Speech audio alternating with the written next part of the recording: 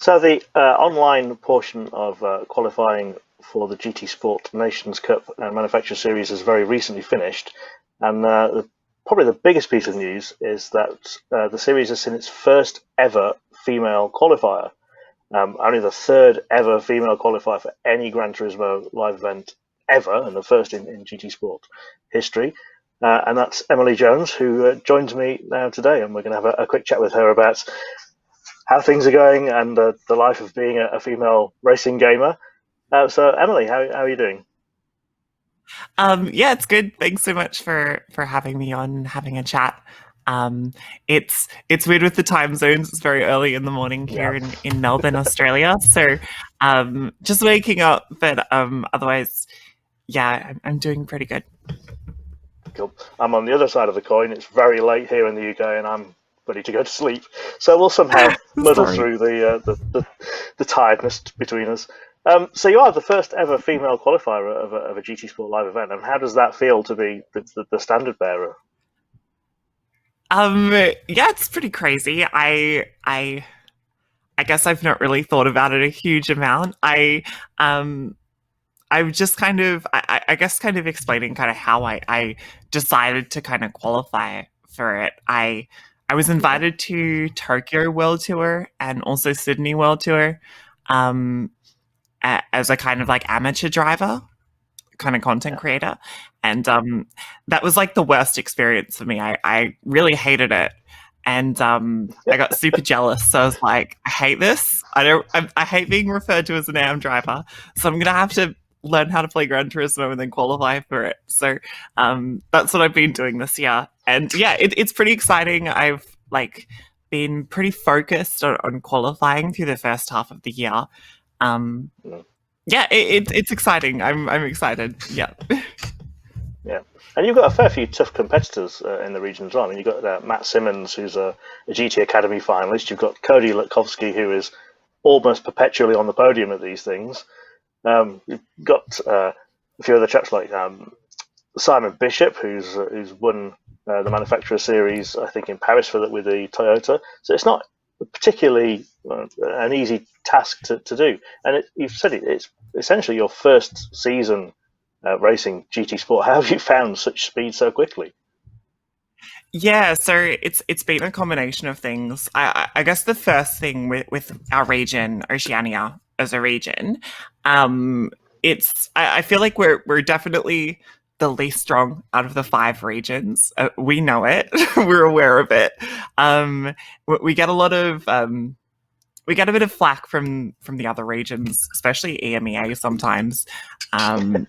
So that's a little bit annoying. Yeah, that's all good.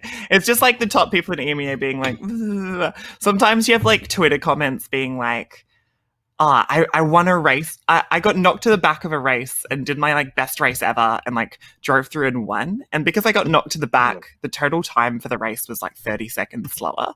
And EMEA were like, oh, won a race, 30 seconds slower. I was like, no, you don't understand. Like, this is really competitive. Like, we have Cody racing, we have Matt, we have Sai. Like, there are so many fast drivers up there. Adam's amazing. Metal Gear is really quick, probably like one of the fastest hot lappers in the world. The way I kind of see it, the Oceania region's very kind of top heavy. Like I feel like the top section of the grid is stacked. Like it's super. The top 6-7 drivers it feels world class. And there are some midfield drivers who are okay, but it sometimes drops off pretty quickly. Generally, the back of the grid is not as strong as the top of it. So, yeah, the depth of field isn't there, but I feel like Oceania definitely has a lot of strong drivers. And in terms of kind of figuring out how to drive Gran Turismo, I've been sim racing for a long time. I sim race and iRacing mostly. It's what I'm also doing at the same time now. I think it was just I put in a lot of effort and I put in a lot of time and just methodically kind of going through each part of driving in Gran Turismo and kind of figuring out how to do it. So lots of work with my braking, lots of work with my trail, and I had a really like I have a friend, Jake, who's been kind of race engineering me, I guess. So we've been like a team the whole way through the season, working out strategies. And we just take key learnings away from every race. Like when I first started, I was losing races because of like a certain quirk of Gran Turismo that we just hadn't figured out. And it's like every time that would happen, we would write it down, circle it, be like, never make this mistake again. So it was just a lot of that, like trial by error. And then when we got to the end of the season, it was like, okay, we're pretty set. We're pretty confident in what we're doing. So, yeah. And you've already qualified for the World Finals in Manufacturer Series with Audi, and you've qualified for the Asia Oceania Regional Finals. Now, again, this goes down to the underrepresentation. There's only 3 spots available in the World Finals for nations for the Asia Oceania region. Who do you think are going to be your main competitors for that? When you've got obviously Cody, who's extremely strong, and I think Cody's pretty much a really good shot at getting in. Takuma Miyazono has already qualified, so he will be competing in regionals, but he doesn't need to get a slot. So essentially, if he finishes in the top 3, we'll have the top 4 going through, which is something to keep. I have to remember. And yeah, so I think Cody's the strongest. I think Takuma Miyazono is really fast. Kokubun is incredibly fast. yes. I think McEwen's like the kind of the other Australian representative I need to be aware of. The Japanese drivers, all of them are really fast. So I'm kind of, it gets to the point where I'm just like, I'm just scared of every Japanese driver because I know they're so quick. So we'll have to see. The other Australian representative, Dylan Lindgren, is very quick in the X 2019, I found.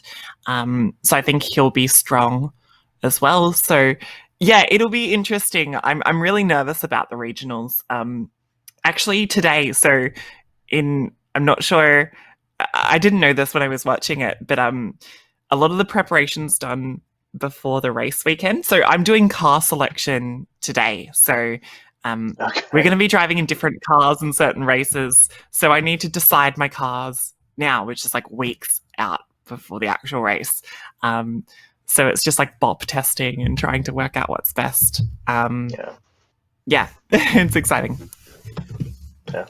And it has been a really, really busy year for you in sim racing, not just in Gran Turismo. I mean, you're in an all-female team in the 24 Hours of Le Mans Virtual with Sophia Flörsch and Kathy Legg and who was the other one? I've forgotten. And you've also been doing that's Tatiana Calderon, and you've also been doing the Porsche Esports Super Cup. You did an all-star race.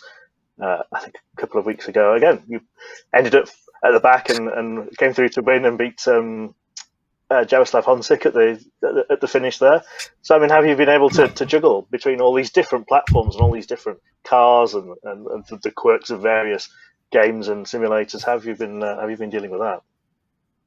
It's really difficult. Swapping between games is really, it's tricky. And I have so much newfound respect for.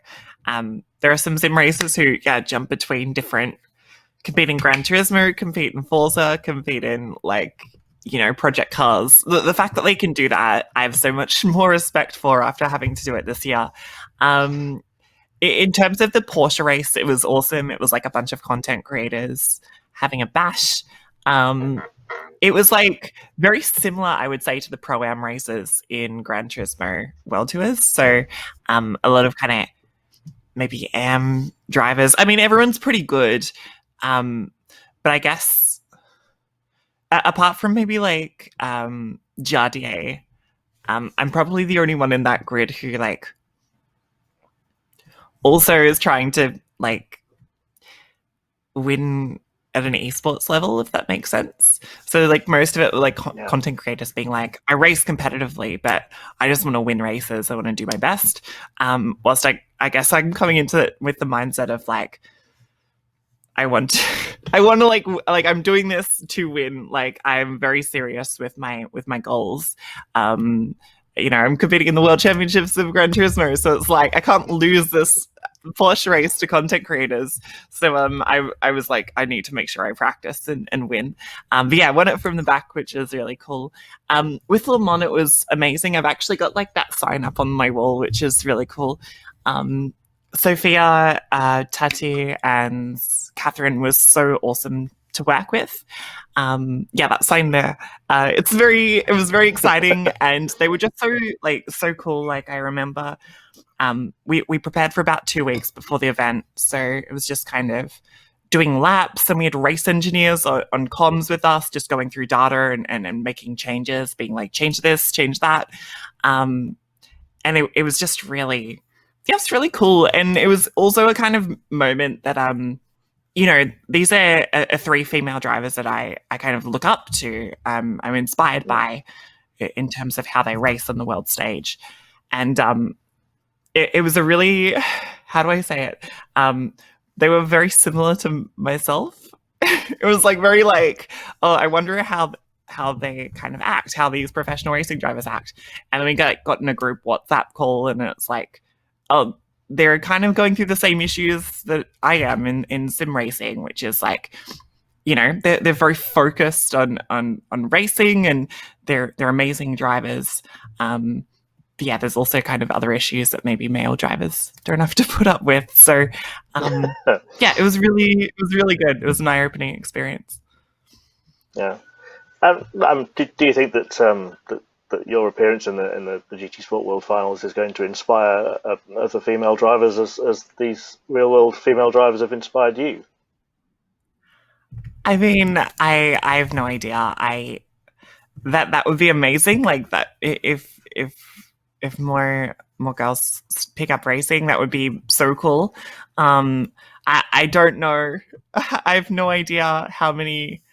I just have no idea. It would be amazing, and that's my aim. But also, I'm not sure. I can't even imagine. I feel like sim racing is so kind of male dominated, even all the way down to like just people starting out. So, I don't know. I think the one thing I would say, if there are other kind of female racers looking at taking this competitively, is to just keep working and focus and like build networks, and also like you can do this because like I'm doing it, and it's like there's no reason that this sport needs to be dominated by guys.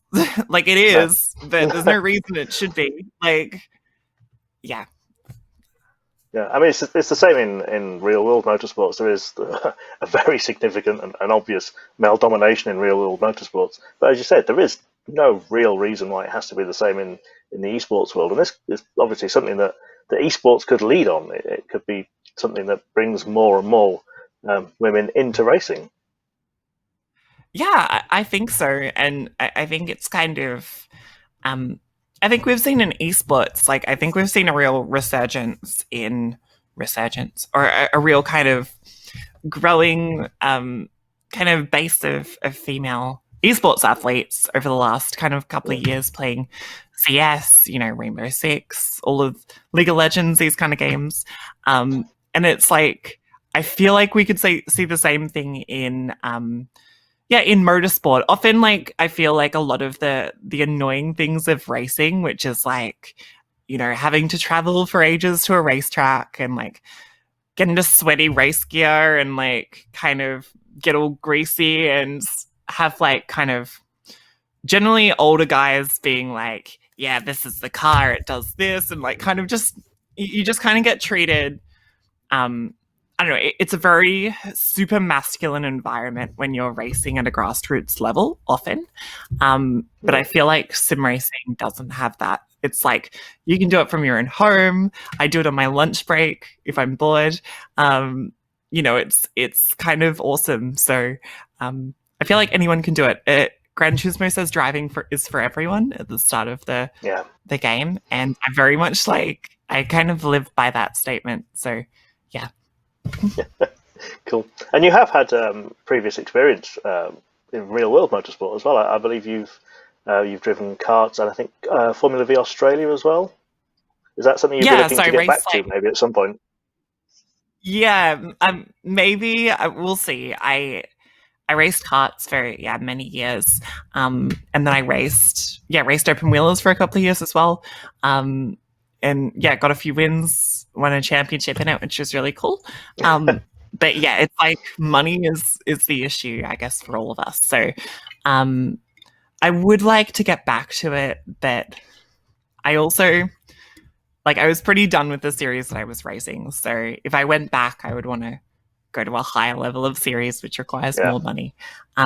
So maybe one day. I know there are some things I'm looking at the moment for next year,